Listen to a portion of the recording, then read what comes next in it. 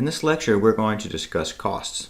Managers know that understanding the cost of their organization is an important part of decision making. However, there are many types of businesses and therefore many types and many ways costs can be approached. In this lecture, we're going to consider costs in manufacturing.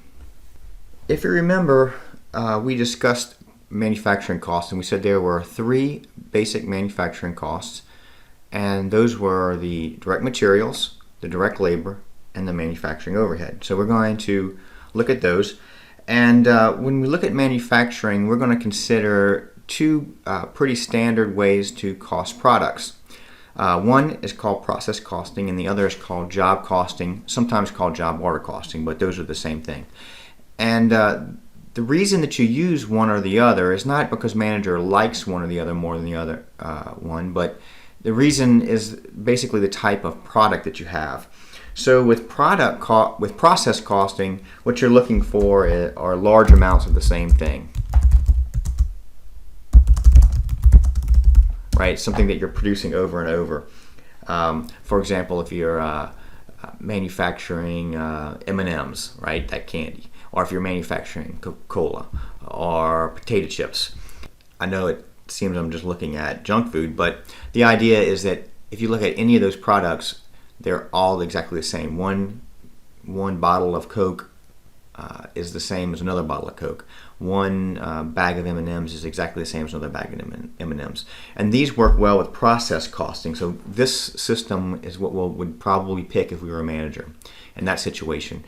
Job order costing is when you have like a unique custom order or small batches of the same thing. So a small batch order or a custom order. A few typos there. Anyhow, so think about, for example, if you were manufacturing homes, you were a home construction manager, and you were putting those together.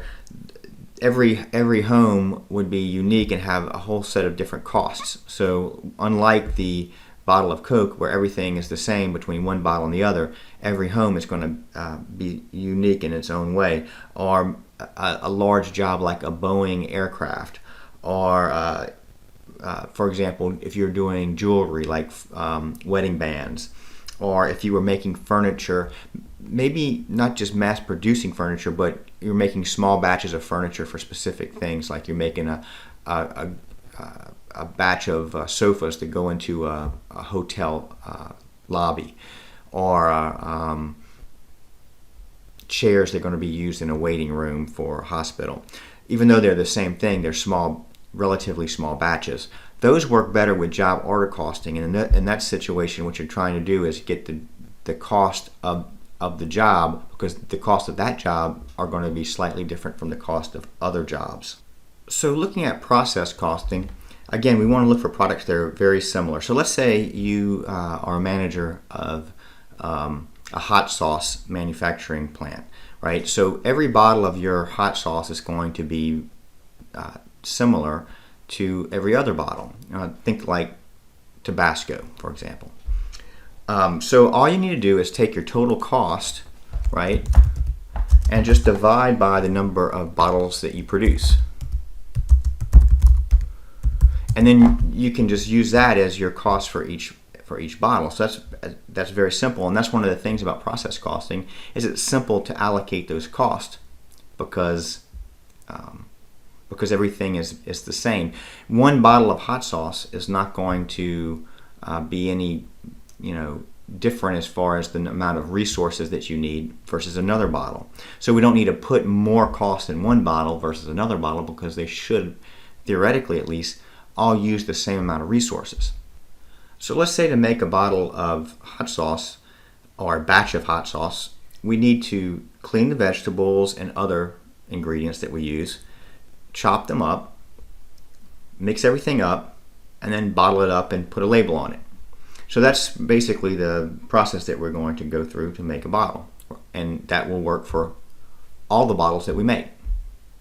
Okay, so we figure out our costs for the year for manufacturing our bottles of hot sauce is $750,000. That's what we expect it to be. And then we're going to manufacture 1 million bottles, right? Pretty big operation. So that comes out to 75 cents per bottle. And so whenever we look at any bottle of hot sauce, we assume they're all going to be the same amount for cost for us, because they all are using the same amount of ingredients. They're using the same amount of electricity. They're using the same amount of resources. They take the same amount of time to set up any of the batches that we put out. So the point is that it's fairly simple, fairly straightforward, as you can tell. Now, job order costing is a little bit different, because with job order costing, what we have is a situation where every job is unique. So if we make one wedding band, it might take more gold, it might take more stones, it might take more time. Another wedding band would take a different amount, right? So same thing with homes. One home, even though they might have the same floor plan, even one might use tile versus wood floor versus light fixtures that are more expensive in one versus the other. So every custom job or small batch that we do is unique. That's going to mean that it's going to be much more difficult to capture the cost along the way. For our example, we're going to use a company that manufactures skateboards, among other things. So that'll be our job order costing example. So here's the overview of what's going to happen. We're going to take raw material, right? Raw material for our skateboards, and that would be like the axles, the decking that you use, the labels, the wheels, the bearings, all those things. And we're going to convert them into the finished good. And while we're making the skateboard, while it's in the process of making, they call that work in process. And then after it's finished, once we understand the cost of making that batch of skateboards, once we sell those skateboards, we'll have a good idea of what it cost us, and that way we can figure out our profitability, and which is a key component to management, is understanding the profits for each product that you make. So it's important for example, a custom home builder to know the profits that he or she made in one house versus another, the profits that we make in jewelry when each piece of jewelry is very different. We want to understand that so we can, again, price it out, we can plan, we can manage the resources that we need. If you look at these, the raw material, it's an inventory, right? An inventory of raw material that we have in a warehouse ready to be turned into skateboards. This is on the balance sheet, right? Because the balance sheet tells us our resources. Work in process, that's in the factory, and it's partially built skateboards. So this inventory of partially built skateboards is also on the balance sheet. And then we have the skateboards that are completed, and these skateboards are now ready for sale. Everything's been done. They've been completely finished. These are also inventory. So these are also on the balance sheet.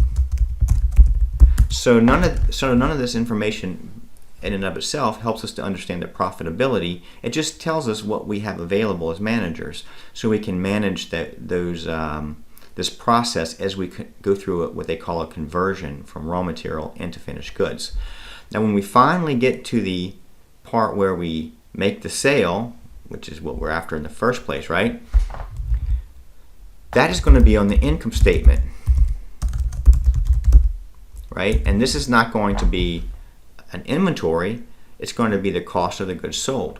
And the better we understand the cost of the goods sold, the better we understand our organization, our business, the better management decisions we can make, right?